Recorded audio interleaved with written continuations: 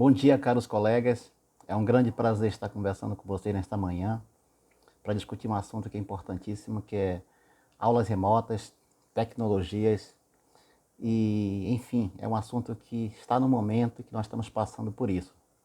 Quero agradecer a coordenação do Congresso pelo convite, na pessoa da professora Isa, que me fez o convite, indicado pela professora Anisete, que já fez um grande trabalho aí, que se preocupa muito com a educação. Então, eu quero agradecer as duas, em nome também da toda a coordenação do Congresso, que me convidou para esta missão com vocês, ok? Então, vamos lá.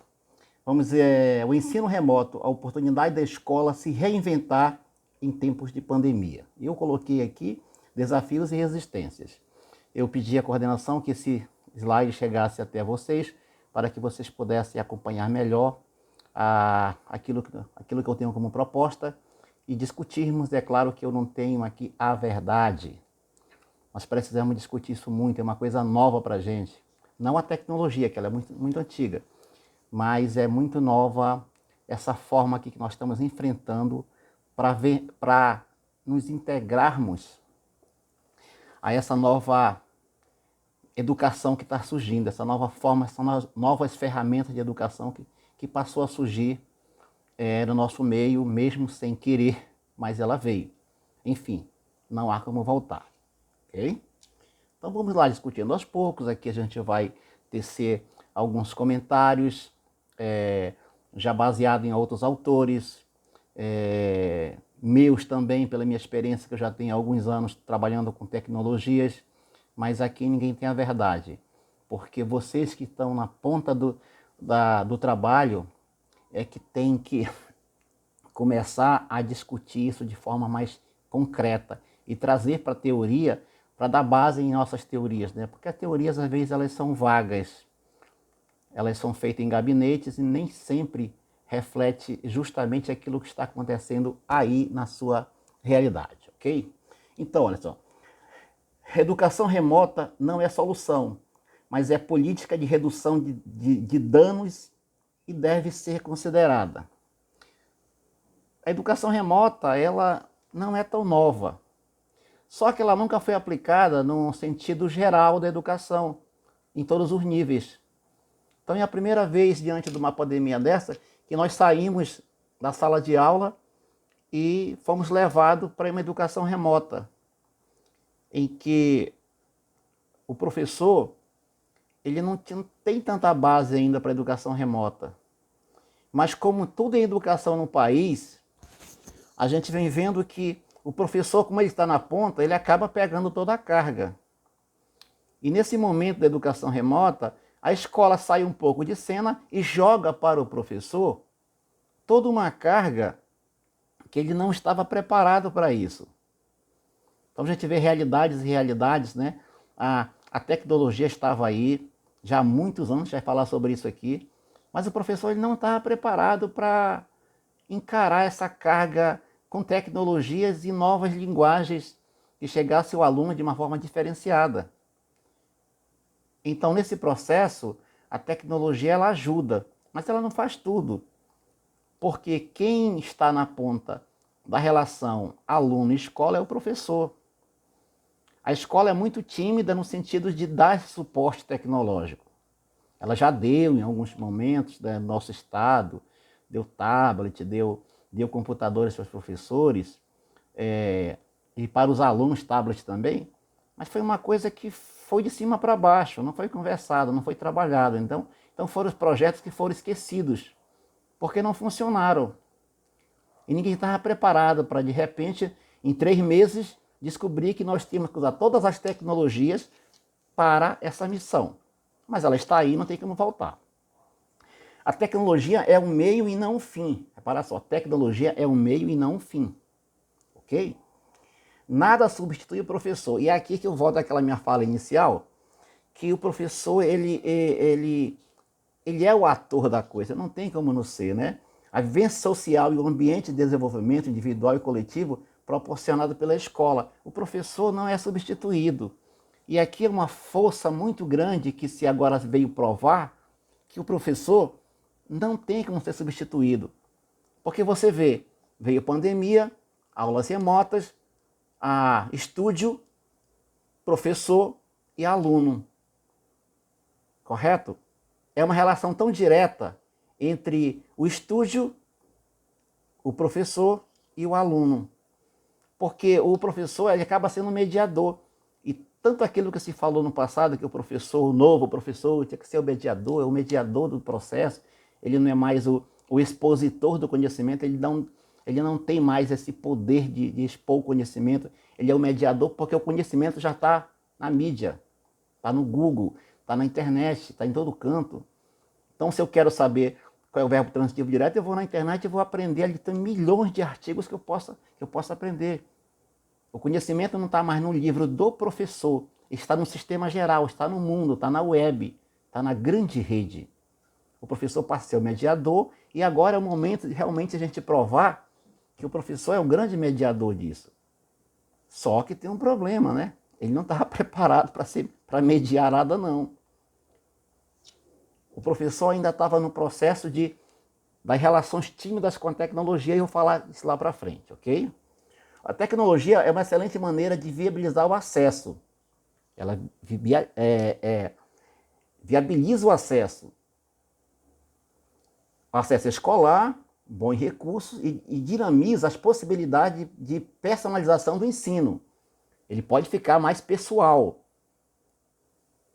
O professor tem essa possibilidade de passar para o aluno, personalizar o seu próprio ensino, organizar o seu próprio ensino.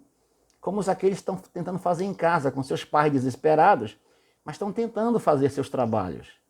E a gente vê tantas práticas aqui na capital e no interior também. Pessoas que estão, professor que se reinventa, professor que faz trabalho, grava vídeo com brincadeiras, com lazer, passa para os alunos tem que devolver aquele vídeo fazendo suas atividades físicas, fazendo teatro e tudo. Isso é uma reinvenção.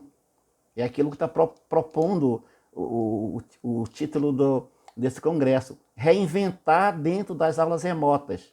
Então há uma interação, tem que criar uma interação.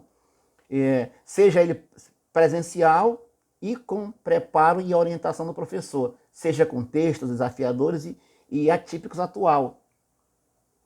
Porque não está mais pronto agora. O estúdio propõe, correto? Passa os conteúdos e o professor tem que recriar aqueles conteúdos junto com o aluno. Então, assim, a interação que vai valer no final não é a do estúdio. O estúdio dá só uma base. Ele vai apenas o quê? Ele vai agora mediar com o seu aluno aquilo que remotamente já recebeu para recriar uma linguagem. E aí que há o grande segredo. O grande desafio de reinventar a escola nesses tempos. Eu digo a vocês com toda a sinceridade, eu já trabalho com tecnologia há mais de 20 anos. E eu não esperava que isso viesse a acontecer assim. Mas uma hora ia acontecer. Nós passamos por processo de informática na educação, vieram os computadores para as escolas maiores do estado, né? E foram sucateados. Ninguém soube usar. Veio o data show, poucos souberam usar. Veio o notebook, poucos souberam usar. Então, nós precisamos agora nos reinventar com o poder da internet, essa comunicação em tempo real com o seu aluno, com os pais dos alunos. É uma reinvenção técnica e de aprendizagem ao mesmo tempo. Porque acabou que o professor teve que aprender com o aluno a usar meios de comunicação na educação de uma única vez. Porque o professor não foi preparado para isso. Os cursos que tinham eram muito tímidos, muito longe. E ninguém acreditava que a gente de uma hora para outra ia sair do quadro branco, quadro negro, apagador, pincel, lápis, caneta, caderno e livros. De repente o livro tornou-se uma coisa, apenas uma base. Correto? E ninguém vai se prender tanto nele porque eu preciso fazer uma atividade que foi proposta pelo estúdio, que o professor pegou e que passou uma tarefa para o aluno. Essa tarefa é social, essa tarefa é cultural, essa tarefa é técnica. Você precisa reaprender como lidar com esse processo. Correto? Vamos lá. Nesse processo de de inclusão tecnológica, social, em que o aluno está fora da escola, mas está dentro da escola, e o professor, ele é o grande, desculpa, ele é o grande elo entre a escola e o aluno, para ele não se perder. Eu vi até na entrega de merendas o professor fazendo essa base para entregar merenda em alguns casos, né? Então o professor tornou-se o único elo entre a escola e o aluno. Porque o contato real do aluno é com o professor, não tem outro jeito. É a alma dele, ele é a relação em quem ele acredita, é o professor. É referência dele como pessoa, como ator, como esperança. Então isso se dá no momento agora, como nós já usamos a tecnologia nessa relação social com os amigos, com os colegas, para postar material fotográfico, para postar pensamentos, né? O pessoal é muito filósofo na internet, né? Isso é muito bom, né? Quer dizer, você está filosofando, está deixando uma mensagem, é porque ele pensa. Então isso é um sinal positivo, isso não é negativo não.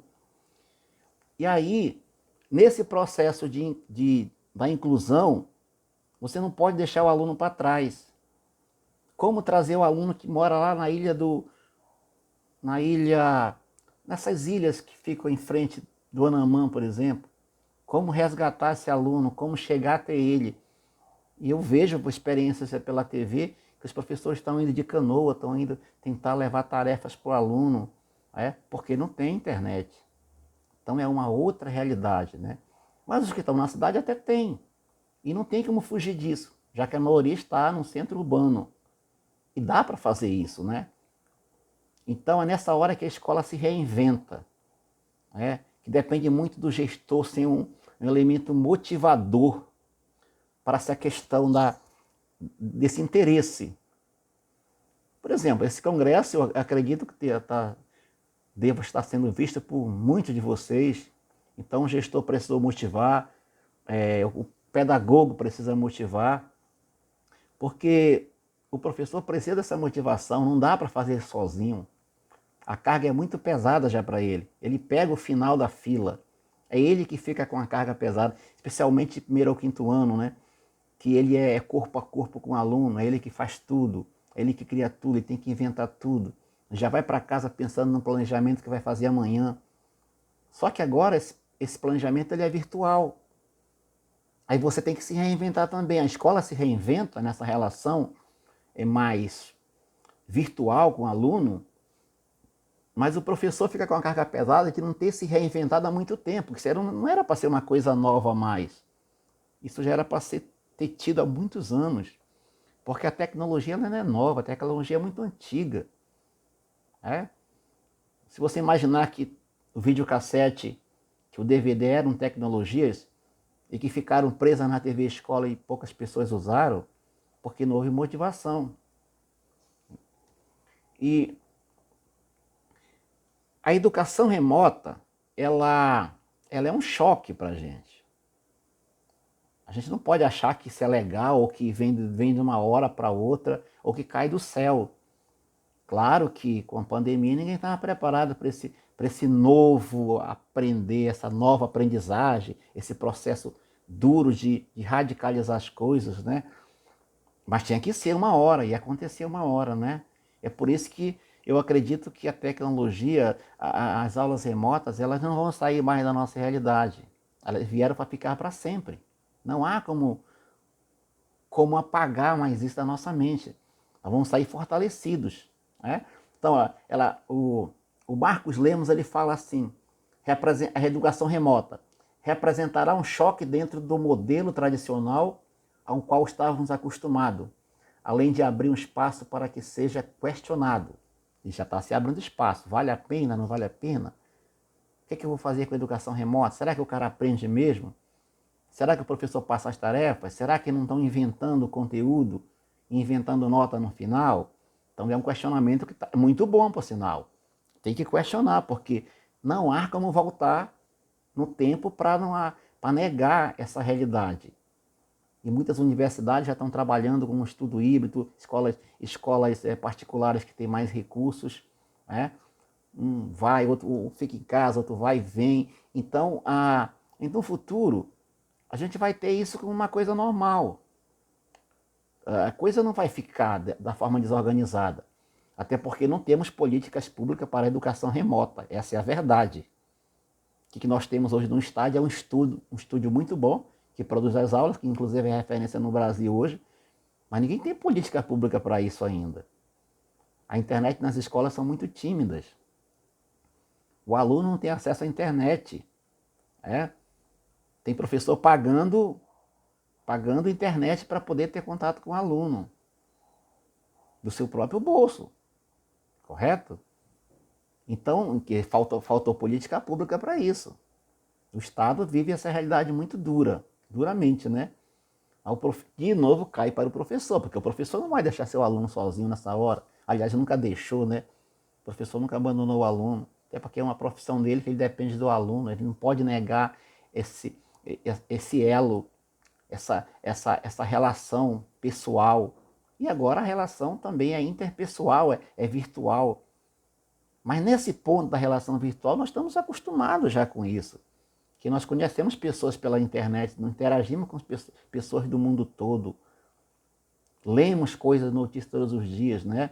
Acompanhamos vídeos e mais vídeos de pessoas que estão interessadas em assuntos de culinária ao mundo tecnológico de alta performance. Então, ninguém pode negar que nós estamos assim, tão atrasados em relação a criar uma relação virtual. E a disruptura é inevitável, quer dizer, vai quebrar, não tem como... Existe uma ruptura, mas romper duas vezes esse processo é o que mais nos intriga hoje, né? Romper com o estudo de sala de aula e se adaptar ao estudo virtual também, como já uma base. Você cria uma base com o teu aluno para ter isso. Claro, aqueles que têm acesso à tecnologia, porque nos interiores está muito complicado isso ainda, né? Mas eu acredito que esse choque que ele fala, esse choque de realidade dentro do modelo tradicional e esse novo modelo, vamos chamar de novo modelo, porque é um novo modelo, não é um novo modelo de tecnologia. A tecnologia já existe há 50 anos, só não foi usada. A internet ela veio fazer um resumo de DVD, do videocassete, de tudo, do data show. Ela fez um resumão e pagou só num pacote e virou a web. Então, eu não tenho data show. Ok, liga teu celular em algum canto aí, espelha na parede aí, que ele espelha numa televisão que ele vai. São esses nichos de coisas, de tecnologias que a gente vai ter que reaprender a usar com mais frequência. Então, o comportamento para esses atores, professor, diretor, pedagogo, aluno, ele vai ter que ser revisto. Ele vai precisar de uma revisão que não há como fugir dessa revisão. Porque, no fundo, quando começarem as políticas públicas para a educação remota, por tecnologia, que já existe no Estado, né? O ensino tecnológico já existe no Estado. Então, nós já temos uma certa cultura. Então, o pessoal que veio aí nos últimos 10 anos das faculdades públicas da UEA, eles já conviveram com isso. Então, é bom porque grande parte está no mercado de trabalho hoje dentro do Estado. E vai só ter que se reaprender, né? Porque agora ele não é o aluno, ele é o mediador. Ele é o professor presencial. Estão lembrados? O professor presencial. Quem fez aí a UEA sabe que tinha um professor presencial e que ele era importante. Então, de repente, o jogo vira e você tornou-se hoje o professor presencial para os seus alunos. Não tão presencial assim, né? Porque você tinha as aulas presenciais lá, agora tem um nível mais alto. Você é um professor quase presencial e é virtual também. Porque é você que vai estar verificando o nível de aprendizado dos seus alunos, por via tecnologia, por via aulas remotas.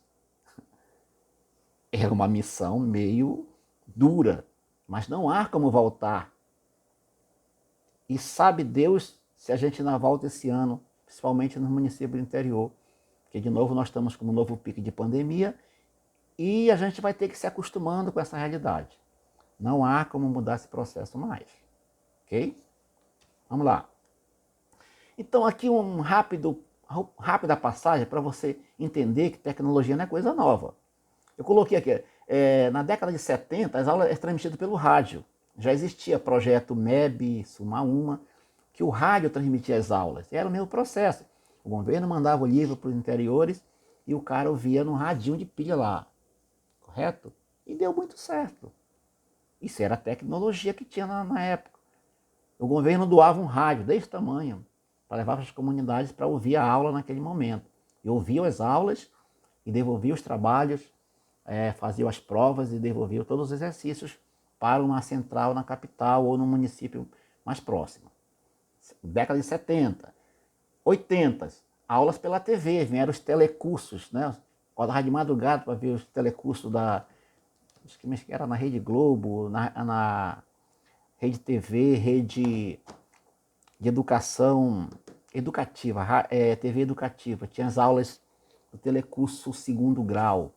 E aí também já surge o videocassete, quando no final da década de 80 a gente já usava videocassete e ajudava nas aulas. As aulas vinham em pacote de vídeos e a gente passava para os alunos e ia para uma sala, ia para uma telesala e eles assistiam às aulas e faziam as tarefas também. Então, para você perceber que tecnologia não é coisa nova, não. Década de 90, chegada da internet. Acesso aos conteúdos. É a primeira vez que a gente tem acesso a conteúdo na década de 90. Um acesso a conteúdos. Né? Aí o Google aparece, outras plataformas com conhecimentos. E aquilo que era livro vai virando rede, vai virando web. Então os livros da biblioteca vão se transportando para dentro da internet. E ela vai tendo acesso lento, no Brasil tudo é lento mesmo, você sabe que aqui é tudo devagar, mas vai chegando. E acontece que a nossa cultura também é muito esperar pelo governo. O governo tem que dar tudo, o governo tem que dar isso, tem que dar aquilo, né? Geração de 80 para cá é uma geração mais pedinte, mais que espera na boca. Isso faz muito mal culturalmente. Mas culturalmente também nós somos atrasados, né, em relação a isso, né? O governo nunca se preocuparam muito com a questão de telecomunicações. Sempre foi muito lento isso. E hoje nós temos uma internet boa, mas ainda é problemática e é cara. Muito cara, né? Se bem que a gente não pode negar que o governo tem feito um esforço de colocar a internet nas escolas. A questão é que ela não é bem aproveitada. A questão é que não há programas, não há incentivo de educação, de formação para o professor usar essa internet como ferramenta. Então funciona hoje bem para colocar o CIGEAM, por exemplo, os programas de nota, mas e a aprendizagem? Onde que a internet entra na aprendizagem? E que de repente teve que entrar. Mas ela não entrou pela porta da escola, ela entrou no celular do professor. O celular que ele comprou, que está pagando, é muito caro, e em alguns casos ainda paga a internet. Para só, foi preciso que a internet entrasse na educação, mas ela não veio pela porta da escola, ela veio pelo celular do professor. Professor, faça um grupo no WhatsApp, seus alunos, não sei o quê. Aí faz um grupo, aí todo mundo ficou meio maluco com isso. E agora, o que é que eu vou fazer? Aí você cria de repente uma sala, as salas vieram para dentro da sua casa. E vieram com um pai com um problema, com um pai que cobra muito, com o pai que não quer nada, com o pai que diz que não sabe nada, que não vai fazer nada, porque ele não entende nada. E aí joga essa carga psicológica toda para cima do professor. De novo está o professor. E aí não há mediador. O pedagogo não pode fazer muita coisa, porque a relação é direta. Os grupos do WhatsApp, o aluno está perguntando 8 horas da manhã de domingo o que é para ele fazer na segunda-feira, que ele não fez, se ele pode entregar, que o pai não ajudou ele a fazer. Mas o pai também não tem culpa, coitado, né? A gente sabe o nível de cultura que os pais têm. E o aluno ele não estava preparado para aprender isso sozinho. Pegar uma tarefa pelo celular, pelo aplicativo e fazer sozinho. Ele se sente sozinho também, ele está abandonado também. E a única comunicação que ele tem é com o professor. Então, como é que a escola está se reinventando? Aí eu volto a pergunta para o Congresso aí, lançar a pergunta: como é que as escolas do município de Iranduba estão se reinventando para melhorar essa linguagem entre professor-aluno, pai, professor, escola. A escola está se comunicando com os pais, com os alunos? Ela está tendo essa relação? Ou toda a carga novamente foi para o professor? Isso é um processo que precisa ser discutido desse congresso. Estou deixando minha sugestão aqui. Década de 2000, vieram as escolas à distância, começou a EAD, veio smartphone, veio DVD, veio uma carga de tecnologia que passou pela escola despercebido. Eu me lembro que o DVD, tinha pacotes e pacotes na biblioteca de DVD. Mas era para quando o professor faltasse, ou levar aluno para a TV Escola para ver filmes. Para ver desenhos, alguma coisa assim. Mas não tinha uma programação, não existia uma programação, um planejamento real para aquilo. Não existia. Era muito vazio. Sempre foi muito vazio. Era apenas para cobrir um espaço.